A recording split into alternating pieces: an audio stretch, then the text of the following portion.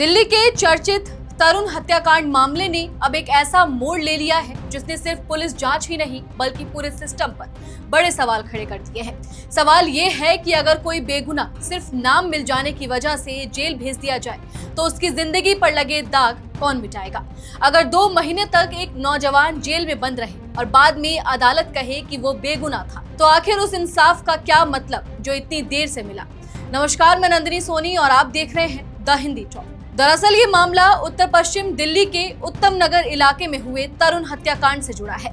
होली के दौरान 2 पक्षों के बीच पुरानी रंजिश के बाद ये हत्या हुई थी। घटना के बाद इलाके में तनाव बढ़ गया था और पुलिस पर जल्द से जल्द आरोपियों को पकड़ने का दबाव था। इसी बीच पुलिस ने 25 मार्च 2026 को घायल मानसिंह के बयान के आधार पर हत्या का केस दर्ज किया और इमरान उर्फ बंटी नाम के युवक को गिरफ्तार कर लिया। लेकिन अब अदालत में जो सच सामने आया उसने पुलिस की पूरी कार्रवाई पर सवाल खड़े कर दिए।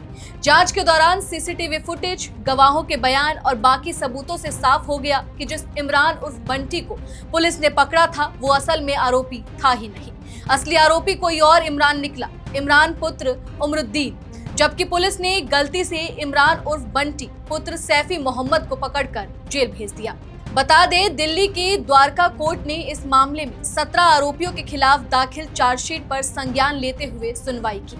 एडिशनल सेशंस जज शिवाली बंसल ने साफ कहा कि इमरान उर्फ बंटी के खिलाफ कोई भी विश्वसनीय आपराधिक साक्ष्य मौजूद नहीं है।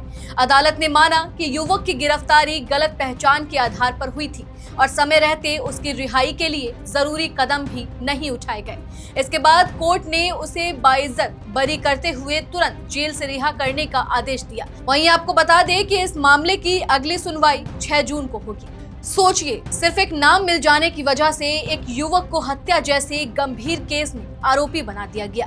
बिना पूरी जांच, बिना सही पहचान और बिना पक्के वेरिफिकेशन के उसे गिरफ्तार कर लिया गया। और सबसे बड़ी बात, वो युवक 2 महीने से ज्यादा समय तक जेल में बंद रहा।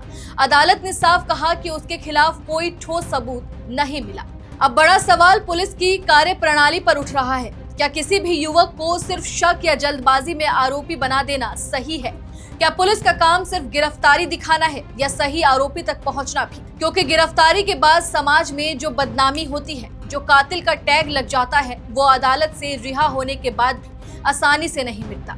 जेल से बाहर आने के बाद भी लोग उंगलियां उठाते हैं। नौकरी, रिश्ते और सामाजिक सम्मान तक प्रभावित हो जाता है। यही वजह है कि अदालत ने इस मामले को गंभीर मानते हुए अपने आदेश की कॉपी ज्वाइंट पुलिस कमिश्नर को भेजी है और संबंधित पुलिस अधिकारियों की भूमिका की जांच के निर्देश दिए हैं। कोर्ट ने साफ संकेत दिए हैं कि इस मामले में गंभीर लापरवाही हुई है। यानी अब सवाल सिर्फ गलत गिरफ्तारी का नहीं बल्कि पुलिस की जवाबदेही का भी है।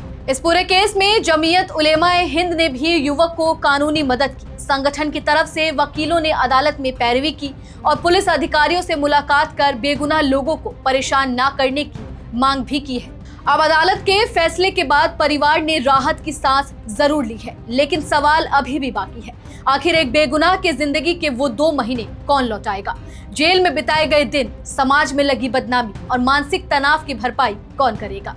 क्योंकि यह मामला पहला नहीं है। देश में ऐसे कई केस सामने आ चुके हैं जहां पहले किसी को आरोपी बनाकर जेल भेज दिया जाता है और सालों बाद अदालत कहती है कि वो बेगुनाह था, लेकिन तब तक उसकी जिंदगी बदल चुकी होती है। ऐसे में सबसे बड़ा सवाल यही है, क्या सिर्फ रिहाई मिल जाना ही इंसाफ है या गलत गिरफ्तारी करने वालों की जवाबदेही भी तय होनी चाहिए? चलिए, फिलहाल इस वीडियो में इतना ही। आप इस पूरी खबर को लेकर क्या कुछ सोचते हैं, कमेंट सेक्शन में हमें अपनी राय जरूर दें। और अगर अभी तक आपने हमारे चैनल को सब्सक्राइब नहीं किया है तो तुरंत करें। इसके साथ ही हमें सोशल मीडिया प्लेटफॉर्म यानी कि फेसबुक, इंस्टा और एक्स पर फॉलो जरूर करें।